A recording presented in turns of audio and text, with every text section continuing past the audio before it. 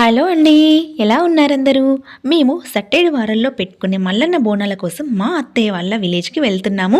అసలు ఈ సట్టేడు వారాలంటే ఏంటి, ఎందుకు ఈ నెల ఇంత ప్రత్యేకం, ఆ మల్లన్న గురించి మరిన్ని విషయాలు మీరు తెలుసుకోవాలి అనుకుంటే వెంటనే మన ఛానల్ని ఇంకా ఎవరైనా కొత్తగా చూసేవాళ్ళు సబ్స్క్రైబ్ చేసుకోకపోతే సబ్స్క్రైబ్ చేసుకొని పక్కనే ఉన్న బెల్ని అయితే ఆన్ చేసి పెట్టుకోండి. అలా ఆన్ చేస్తేనే నేను పెట్టే ప్రతి వీడియో మీకు నోటిఫికేషన్లో వచ్చేస్తుంది. ఇక మా విలేజ్కి అయితే వచ్చేసాము. ఇది మా ఆయన వాళ్ళ నానమ్మ పూజ గది. ఇప్పుడు నేను వేసేదాన్ని పొప్పెడ అంటారు. పొప్పెడ వేయడానికి చాలా టైం పడుతుంది.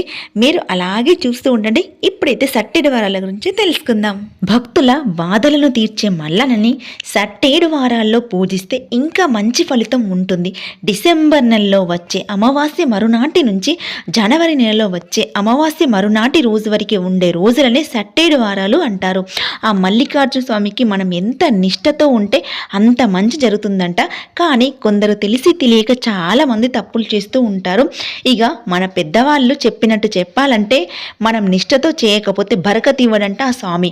బరకతి అంటే మనం ఎంత సంపాదించినా ఆ డబ్బులు అనేవి నిల్వ ఉండకుండా ఊరికి ఖర్చు అయిపోతూ ఉంటాయట. మా అమ్మ వాళ్ళకి మల్లన్న బోనాలు అయితే లేవు, కానీ మా అత్తయ్య వాళ్ళకైతే ఉన్నాయి. మా ఆయన వాళ్ళ నానమ్మ ఎప్పుడు చెప్తూ ఉంటుంది, కొమరవెల్లి మల్లన్న చాలా పవర్ఫుల్ దేవుడు అని. ఒక్కసారి ఆ స్వామిని మనస్ఫూర్తిగా శరణు వేడుకుంటే చాలంట, కోరిన కోరికలు తీర్చి కొంగు బంగారం అయిపోద్దంట ఆ స్వామిని నమ్మిన వారికి. అందుకే ఆ స్వామికి ఎంతగానో ఇష్టమైన ఈ సట్టేడు వారాల్లో బోనాలు సమర్పించుకుంటారు. బోనాలు అంటే ఆ స్వామికి చేసే నివేదన అంటే నైవేద్యం అన్నమాట. ఈ బోనాలు ఎలా చేస్తారంటే 2 కొత్త గిన్నెలని తీసుకొని ఒక దాంట్లో పసుపు వేసి చేసిన అన్నం, మరొకటి బెల్లంతో పరమాన్నం. ఈ పరమాన్నంలో స్వచ్ఛమైన ఆవు పాలతో చేస్తారు. ఇలా 2 బోనాలు నియమంగా ఒక పొద్దుతో చేసి ఆ స్వామికి నివేదిస్తారు. ఇక బండారు అంటే పసుపు ఎంతో ప్రీతికరం. అందుకే ప్రతిరోజు ఆ స్వామికి బండారుతో పూజ చేయాలి.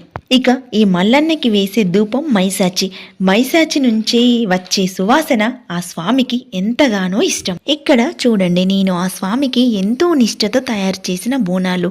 ఆ మల్లికార్జున స్వామిని తలుచుకుంటూ ఇవన్నీ ఒక్కదాన్నే పూర్తి చేశాను.